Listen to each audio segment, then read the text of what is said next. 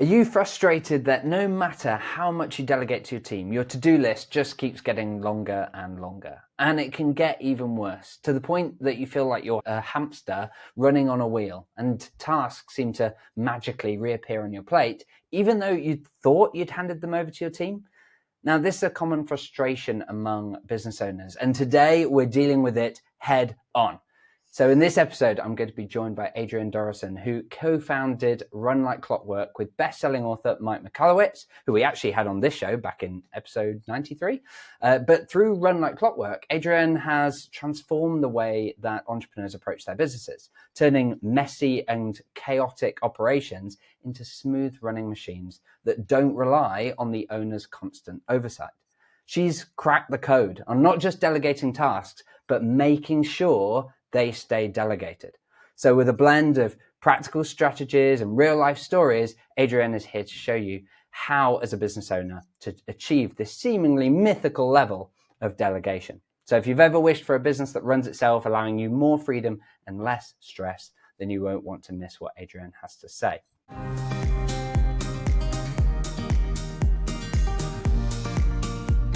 Welcome to De-Stress Your Business, the podcast where we show you how to get incredible results in your business without constant stress. I'm Alexis Kingsbury, a serial entrepreneur and founder at AirManual. And today I'm joined by Adrienne Dorison. Welcome to the podcast, Adrienne. Thank you. I'm excited to be here, and that was a very nice intro. I hope I live up to it now. You're an absolute pro, and I've followed your work for many, many years, so I'm confident that you will. In fact, let's start with what sparked your interest in helping entrepreneurs to build businesses that can thrive without their constant involvement.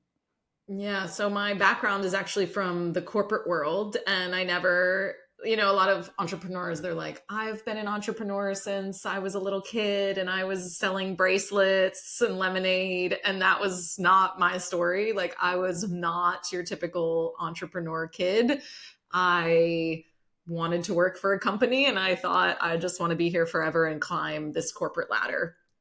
I was working in manufacturing, doing operational excellence, Lean Six Sigma, all of the efficiency supply chain kind of tools that fit the large corporate structure, and had some moments in my corporate career where I felt like, oh, maybe my values are not aligned here. Maybe this isn't actually what I want to do for the rest of my life. I was looking up at higher level leadership and recognizing that maybe that was not the life that I wanted to have. And if I wanted to make a change, I was going to have to step out on my own. And so I started doing consulting on the side of the corporate job and started working with smaller business owners versus large corporations, which is what I was doing at the time.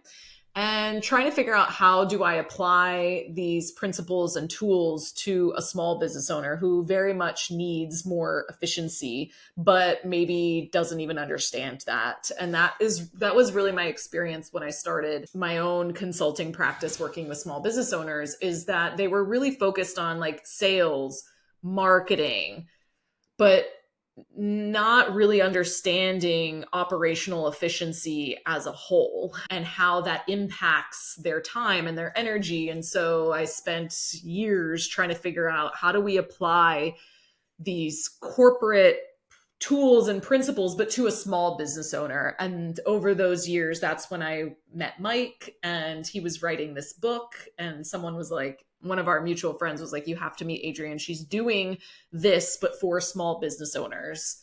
And so we collaborated on that. And I've been working with small business owners for the past 10 years now, like on operational efficiency for the small business owner.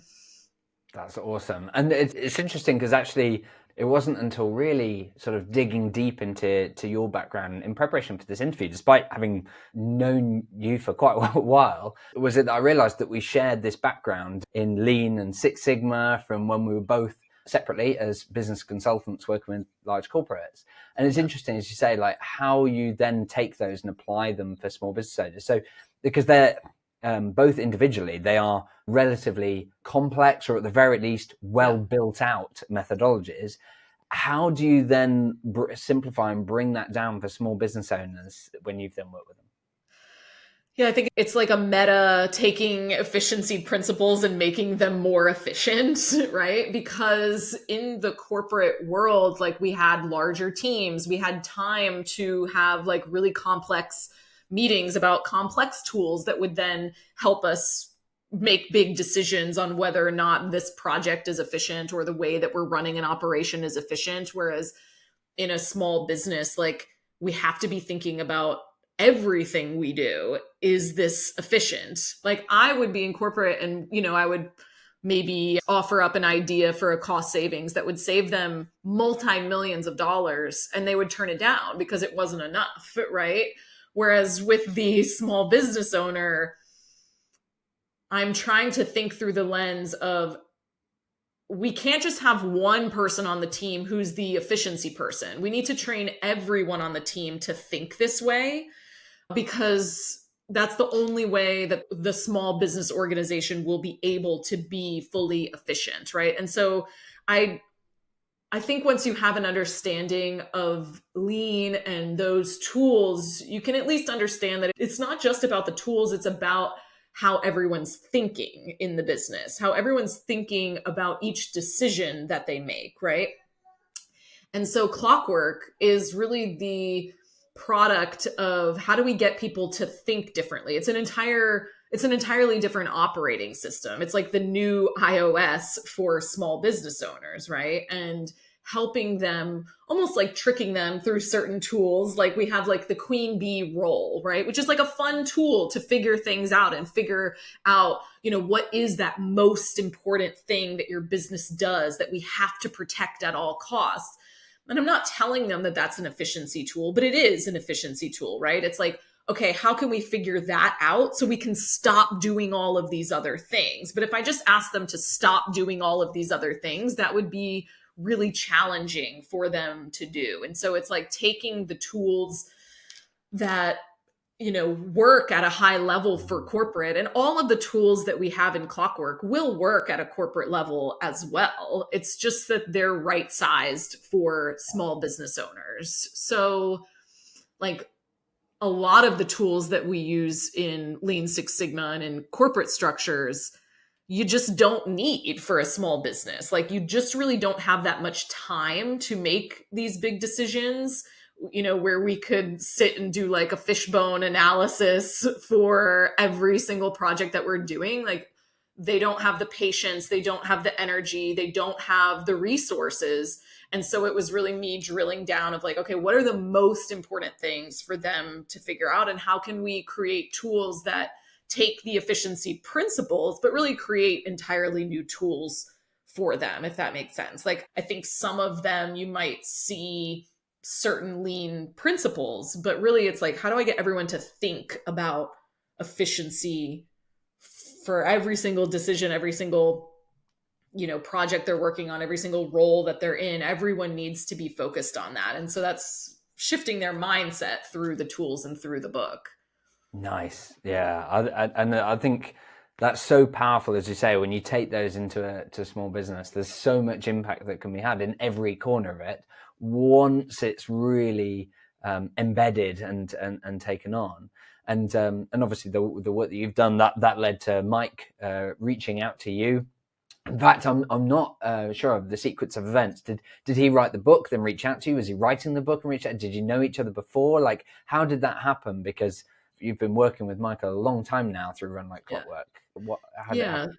So Mike was already in the process of writing the book, and Mike's process for writing books is to typically talk to a lot of other experts, because he'll be the first to tell you that like he's not the operational efficiency expert, but he knew that it was a problem in his business and in his audience's businesses. And so when he started writing that book, we have a mutual friend, and he had shared with that mutual friend, thankfully, that he was looking for someone who understood Lean Six Sigma, but was working with small business owners. And it was exactly what I was doing. And so that mutual friend, his name is Chris Winfield, he connected us. He was like, oh, you have to talk to Adrienne. And so Mike reached out to me. He interviewed me for the book. It was meant to just be one interview. And then he wouldn't stop calling me, texting me, asking more questions. about, well, how would you do this? Or what do you think about this? Or like, does this make sense for the small business owner? And so we ended up, having a lot of conversations, a lot of back and forth, and me helping him with both the writing of the book, but most specifically the tools that were going to be in the book for the small business owner, and making sure that they made sense for what the goal outcome was. Towards the end of him writing that book, he was like, sent me an email and he said, I have a crazy idea. It's out in left field. And I was like, I already know what it's going to be. He's going to ask me to run the company, because I knew that he had done that with Profit First, where they had an organization that, served customers, but he wasn't the one primarily doing that. And I felt like it was the right opportunity I had my own business at the time where I was doing this consulting. I could have just gone on and continued to do that. But I did feel like a lot of my intellectual property was in the book now, and that Mike had the audience and the credibility that would lend itself to me also helping achieve my mission, which was helping more small business owners. And I'm like, it's okay that I can not get all the credit, right? Like I needed to remove my ego from that situation so that I could be like, nope, like this is a partnership that makes a lot of sense. If my goal is really to serve more business owners, right? It may not be that they credit it all to me, which is fine. I think it really is a collaboration that Mike and I had during the book writing process, and then the materials for Clockwork. But that's how we connected. He ended up asking me to run the company. It felt like what we call like a 1 + 1 = 11 type of partnership, right? Like to me, that's the only way a partnership really can work. I never started my business with the intent of having a partner, but here I am. And it's worked out really well. He stays out of my way, I stay out of his, and we all get to do what we do best. Like he gets to write books and I get to work on operational efficiency with our clients. Yeah, no, fantastic. And you do such a great job. Like, in fact, it'd be great to hear perhaps about an example of one of those businesses that you've worked with, what by working through with Run Like Clockwork, like what was their journey like from being overwhelmed to kind of gaining that freedom and success? Can you perhaps talk us through an example? Yeah, we have a lot. I'll share one specifically, just comes to mind because it's a good example that maybe other people can start applying things right away. So I had a client, this was many years ago, and he came to me. He had stopped all of his marketing at that point because they were so overwhelmed with their clients. They had a wait list. They couldn't take on any more clientele, which really means we're saying no to money, right? Like we're not marketing, we're still getting leads and we're having to turn them away, or at least like if you have a wait list, that means you're turning away money, right? But at the time he thought he needed to hire, this was a tax and accounting firm. So at the time he thought he needed to hire like a really high level additional lead accountant to be able to take on more client capacity, right? Like they're like, they had 5 accountants at the time. And they're like, we can't bring on any more clients because they're all full. So if we're going to take on more clients, we need to bring on an additional accountant. And I was like, let's not do that yet. Because that was going to be a pretty expensive hire, in the grand scheme of things, probably a 6-figure hire for what skill level he was looking for. And takes time to train this person, as well as they're much harder to find. Like higher skill level hires are going to be harder to find. He was also needing someone locally for that position. So he wanted someone local. So now like our talent pool is continuing to shrink. And so what I wanted him to do first was do a time tracking for the entire team. We had the entire team track their time, figure out like where the inefficiencies really were. And what we discovered just from that singular tool, that time tracking, and then analyzing it, was we didn't need another accountant. We actually needed some administrative support for the accountants. So between the 5 accountants, they had about 60 hours a week of administrative support that they were delivering between the 5 of them. And so if we could take those 60 hours, or at least 40 of those hours off of all of their plates, now we have freed up capacity for them to take on more clients. And so instead of hiring the $100,000 accountant, we ended up having them hire about 1.5 administrative support people for the team, which they also were able to do remotely. They didn't need those people in person. So they had a much bigger talent pool for those positions.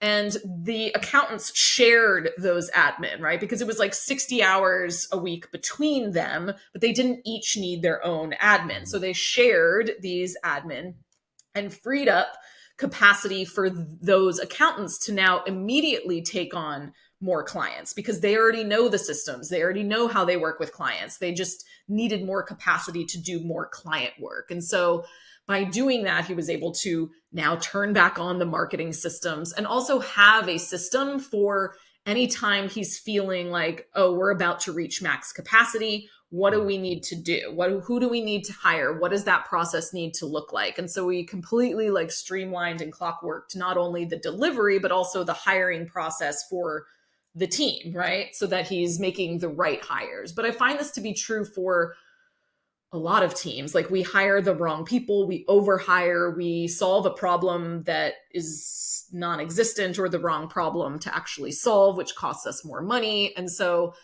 by the end of him going through our process together, his biggest challenge was, I don't know what I'm going to do with my 4 weeks. Like I'm nervous to go on a 4-week vacation because I don't know who I am. Like, I don't know what hobbies I enjoy, right? Like, and that is really the journey of the clockwork process. I feel like our business owners, when they first come in, they're so wrapped up in their business and in the doing and in the decision-making that becomes their whole identity. And it's a really safe place for their identity to live. And then when we start removing them, the problem changes. The problem isn't anymore like, I don't trust my team or like, I don't have the systems. It's like, what am I going to do with my time, or who am I, or what is my value here now? Because the team is doing such an incredible job that I need to really find myself again. And that can be a scary thing, So it's funny how the coaching shifts as they get closer and closer to that 4-week vacation, but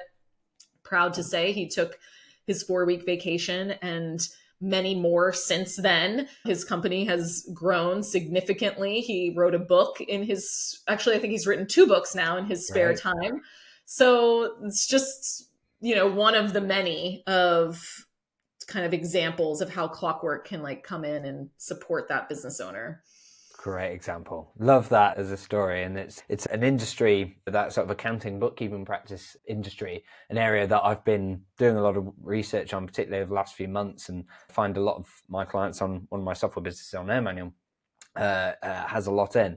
And I see that setup so regularly, and whether or not it's that they've turned off their marketing, or whether it's just that they're only spending like 5% of their time as the owner on sales, and that they know like they're only just taking work that's basically referred in and is easy. And not only are they not getting out there like they did, perhaps a few years before, but also they're not even really asking for referrals. And so, with anyone out there listening is thinking, oh, well, I'd love to be in a situation where I've had to turn off my marketing. And it's like, in many cases, you may be doing it, just not consciously by virtue of not going out and getting more sales. Because I think that's often, and as you say, who am I once the business no longer relies on me? The answer might be you get back to going out and selling and so on so that you can grow it faster and achieve these things, or it might be being strategic. But I think it's such a great example. I'd also love to dig into previously, and in fact, it probably makes sense for me to introduce the fact that Adrienne and I are going to be collaborating on something, actually. And I'm really super excited that in just a few weeks' time,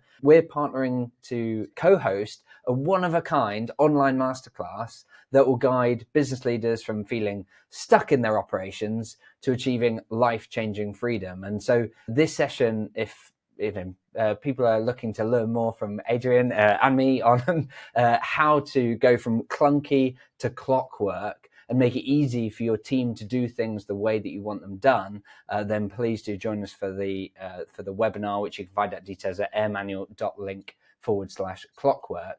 Adrienne, I'd love to dive into a couple of sort of somewhat tactical like techniques or strategies, either that we're going to perhaps tease one from the webinar, or there's a particular one that I want to talk to you about around how to make sure that tasks that you get off your plate don't come back, because I know there's some little known strategies around that. But yeah, like talk us through either how to avoid tasks coming back onto your plate, or maybe I know that in the webinar we're going to explore the weakest link in the chain method. So perhaps you could help us. So let's talk about the bouncing back onto your plate. I think that this is something that a lot of not even just small business owners, but like managers, team leads, small business owners deal with, is I've delegated something, or I think I've delegated something, and then it ends up back on my plate again. And so then I'm frustrated and I'm like, I might as well just do it myself, or it was easier when I did it all myself because now they're asking me all these questions, or I have to redo it.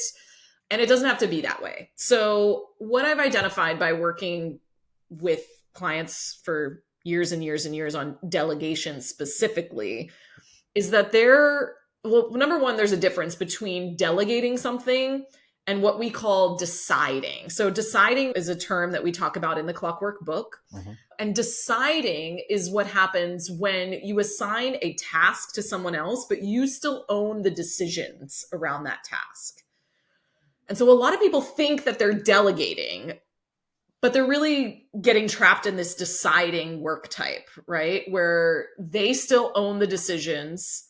And so the person goes and does one thing, and then they come back and say, like, what do you want me to do next? Or do you want it done this way or that way? Or do you want it in red or black? I had a client once.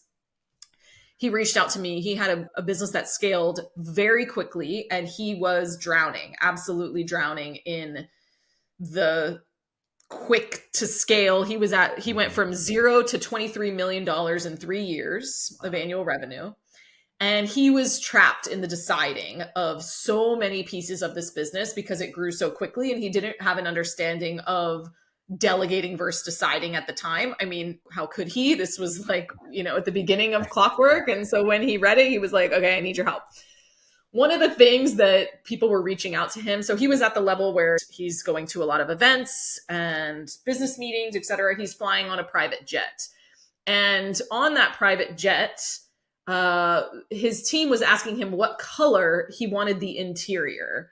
And this was like a real scenario. I was with him in person doing a training with him and his team. And he got a phone call and he's like, Adrienne, I can't do this anymore. Like, these are the things that are like, I'm up all night answering questions, doing things. And it might seem silly or trivial, but like, they're still asking me the question, like, why are they asking me to color the interior of the private jet? Like, I do not care. I'm like, they're asking you because you're answering, right? Like you're about to answer that question, aren't you? And so they think you do care, right? And so we have to get you out of the deciding to fully delegating things. And our definition of delegating things is assigning an outcome to someone else, right? So when you can assign an outcome to someone else, they now own the decisions within that area of responsibility, which requires you to let go of some control. So one of the things that it's not in the book, but we talk about at Clockwork is what I call the control versus freedom spectrum, right? And so like, I think that freedom lives on one side of the spectrum and control lives on the other side of the spectrum. And so therefore you cannot have both of those things at the same time. And a lot of us want like a lot of freedom within our day, or we say we want a lot of freedom. I want to be able to go and travel. I want to be able to work on this new project or this, new business. But I also want to make that tiny decision because I don't trust the team to do it. It's like, well, now you want control, right? So it's like, we have to find the happy medium. Complete freedom means abdication, and that's not what we want either. Complete control means full micromanagement of like you making every single decision, and that's frustrating for everyone. So we have to find like where you want to live on that spectrum. And it can be challenging for people to let go of that control when they've had it their entire careers, right? And so one of the tools that we use when we're delegating to help with this handover of control, handover of outcomes, is being really clear with why aren't people making decisions in their role? And usually there's one of three reasons, sometimes multiples. And I call it my like IPO framework. Okay. So there's usually a reason that someone isn't making a decision. And so if a decision is coming back to you or something is ending up back on your plate, I want you to run through the IPO framework and ask yourself, are they not making the decision because they don't have enough information to make the decision, right? Sometimes we delegate something without giving people enough information to make good decisions. And I say that very specifically, make good decisions, because if they make poor decisions, what's going to happen is you're going to get frustrated and you're going to take it back. You're going to say, see, I knew they couldn't do this. I knew that I needed to make the decision, but that's not true. It's that you didn't prepare them well enough with what do they need to make a good decision, right? Because we can't blame them for making a bad decision if they didn't have the information to make a good one. So sometimes that information lives in your head. That's true for a lot of us as small business owners who have started by doing everything. We do everything. We have all the experience, all the knowledge, and we just assume that no one else can have this knowledge. And it's like, well, you weren't born with that knowledge. Like, we can transfer it to other people. And so is it in your head? Is it in a Google Doc? Is it in a document that they just don't have access to? Where is the information and how can we effectively transfer it to them? The second reason they're not making good decisions is because they don't have the permission to make the decisions. So sometimes we make assumptions that they have permission, but they don't know that they have permission. And if these are employees within your organization, their main goal is to keep their job. Like, that is safety, security for them, right? Like, they are trying to make sure that they can feed their family, keep a roof over their heads at the end of the day. The majority of the population is not entrepreneurial. There's like 7% of people that are entrepreneurial. 93% of people just want a secure job. They want a job to do for someone else, you know? And so in order for them to keep that job, they know that they need to make good decisions. They need to make the right decisions. And so if there is any question for them that you don't want them to make this decision, then they're not going to make it because they don't want to jeopardize their job or the project or whatever it is that the decision is revolving around. And so you need to give them formal permission of like, hey, when you're delegating the outcome, hey, this is the outcome I want you to achieve. You've got permission to make all of these decisions within this area to get to that outcome. Or maybe there's certain decisions you don't want them to make yet, maybe because you haven't figured out how to transfer that information or whatever. So be really clear with that. You can make every single decision except these two. If these two come up, please do come to me while we're still trying to figure out how I can effectively transfer those decisions to you. Sometimes people think they have given formal permission, but then they take it back. And the way that people take back permission is by changing a decision that someone else has made, right? So, oh, you did that? Well, actually, we're going to do this instead. And so what you've told that team member is, I don't trust you to make a decision. I don't trust you to make a good decision. And so I would like to make those decisions in the future. And so now they have also like eroded their own self-trust. They don't trust themselves anymore to make a decision. And so the safe thing for them to do is to come back to you again in the future. Ask you because it seems like you do want a say in it. And so that's where we have to question, like, is it worth it to, is the decision worth it to change, right? Sometimes you just need to bite your tongue. It's not worth it for them to erode the trust. Other times it might be like a business critical decision that you do need to change. And then I think it's really important to acknowledge your responsibility in why they didn't have enough information to make the best decision. It's not their fault. They made the best decision with the information that they had, but I do need to step in and change it to this. And here's why. And here's the information we're going to put in place for next time so that you can go ahead and do it in the future. But that was my fault, right? The third reason they don't make good decisions or things keep ending up back with you is because they don't understand the outcome. And part of why they don't understand the outcome is because you've never clarified the outcome for them, right? Like, if you people could get like 90% of the way there on their own if they understood where we're going. Vision is a huge tool for helping people be more autonomous in their roles. I always have clients who are, I just wish my team was could be 5 steps ahead of me. And I'm like, well, they could if they actually knew where you were going. Like, how can they be 5 steps ahead of you when they're walking around in the dark, right? Like, they're like, should I do this or this? I have no idea. I don't know the direction. And so we want to have outcomes at different levels of the business, right? Like outcome for the entire business. We want to have a really clear vision. Outcome for a role. Do they understand the outcomes for their role that you want them to be responsible for? Because they can be much more autonomous and make decisions if they understand that. Do we have outcomes for projects? And so when you're delegating things, it's really important to clarify the outcomes for yourself so that they can understand the outcomes that they're supposed to be moving towards. So think about, as you're delegating things, if something comes back to you, why did it come back? Because they didn't have enough information, they didn't have the permission, or they didn't understand the outcome. One of those three things, there's an opportunity to like tighten things up, right? The reverse of this is delegating with this in mind to begin with, right? Instead of doing this once something comes back, do this at the beginning. And you can even delegate this to them, which is what I do at this point in my, like, I've strengthened my delegating muscles a lot over the years. And so I'm much more comfortable with them. You know, they will map out the entire IPO. They'll say, here's the information that I need from you, or here's what I've got. Here's the permission that I need from you. Do I have permission to make all of these decisions?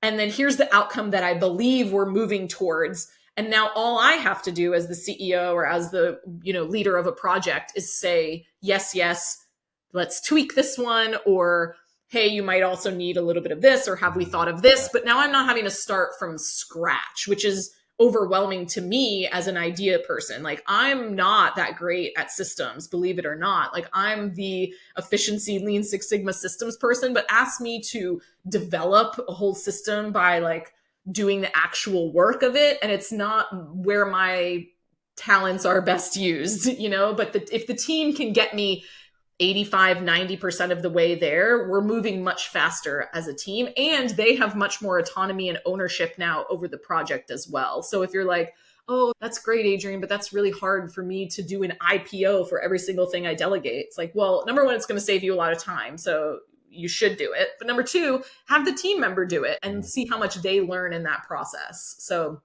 that's like a helpful little framework as you delegate things over to other people. I love it. So powerful. And yeah, I'm getting flashes of various moments in my life, in your both career, in my own business and clients that we've worked with, where it's like, yeah, I can see which of those fell down. And in fact, it reminds me of something I've talked about in a previous episode a little while ago, which was, we talk about attacking the process, not the person. And essentially that's talking about looking at the eye, right? It's like looking at the information. What was the information you provided to be able to give it them? And in fact, I could expand that and say, actually, the attacking the process is essentially looking at what's the information that you provide them, what clarity on permissions did you give, and were you clear on the outcomes you expected as part of that process before you go, Janet, you didn't do this right and you made a mistake, which, as you say, erodes the trust and puts everything back on your plate. So absolutely love that as a technique and as a model for looking at that. Unfortunately, we're coming up short on time, but I thank you so much for joining me, Adrienne. It's been absolutely amazing. Your insight is fantastic, but I so want people to join us on the masterclass that we're going to be running together, because I know there's so much more that they can learn from you, and we're going to be going really, really deep on that. I mean, from your perspective, we've talked before about exactly what we're going to be running. Why do you think that it's so crucial for the owner of a small, medium business owner who's, growing, they're perhaps feeling like things, they've kind of maybe started to make things clockwork, but they're struggling a bit. Why would you say it's so important that they attend that masterclass?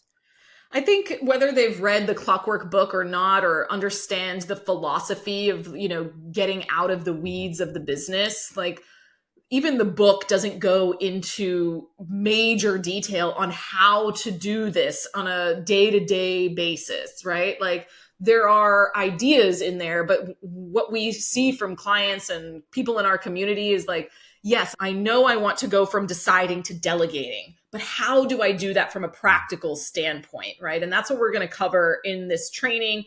We're going to talk about how to also make it easy, because that's always been my philosophy for small business owners. And I mean, I've seen a lot of operations systems for medium businesses, large businesses. And the reason they don't work well for small businesses because they're not easy to implement, right? Like they need to be really easy to implement. And that's what we're going to be showing them on this training is like, this can be easy and simple for you to implement and for your team members to follow, which is going to change the entire culture in which you operate, right? Because when team members feel empowered to make decisions and move things forward, they're more motivated to be a part of the team. This is like one of the things that clients always are like wondering or questioning is like, can I ever get anyone to care as much as I do about the business? And I'm like, of course, you're always going to care a lot about your own business, but the people on my team and the people on our clients' teams, they care a lot about the business. And it's because they feel this sense of ownership and autonomy because the business owners care about them and helping them grow, right? And so we're going to talk a lot about how to practically do that on this training. And I think that's going to be really helpful for people to see both, okay, how do I get these things off my plate? How do I make sure they're not bouncing back? And how do I set my team up for success so that they can continue to implement, what we're doing in the business? So they must be there. Fantastic. Yeah, and I'm so looking forward to it. So everyone listening, if you're an owner of a small, medium-sized business owner that you're perhaps feeling overwhelmed, you're looking to get your business to run efficiency, almost on autopilot, free up your time so that you can focus on growth and innovation or even enjoy some well-deserved time off, do join us for this one-of-a-kind online masterclass, which will essentially help you see how to achieve life-changing freedom. It's called Clunky to Clockwork, how to make it easy for your team to do things the way you want them done. And in that session, you're going to be getting a blueprint for scalable success directly from the founders of Run Like Clockwork and AirManual. So by attending that session, you're going to learn how to unlock efficiency, including discovering how the weakest link in the chain method can help you resolve your most pressing inefficiencies, how to empower your team, which we've talked quite a bit about today, but we're going to go deeper into how to foster autonomy and reduce the micromanagement.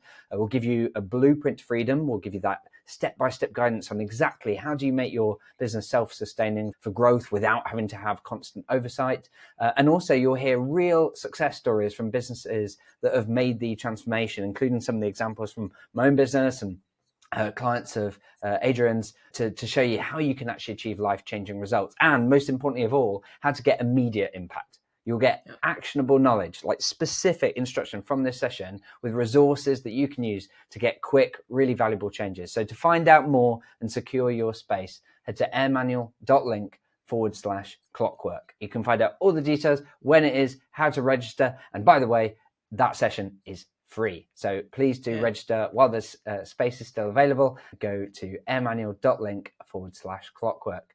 Otherwise, thank you, Adrienne, for joining me. I'm so looking forward to that session. And also I'm going to be on your podcast as well. So I'm looking forward to that interview. But yeah, thank you so much for joining me for this episode. You've been fantastic.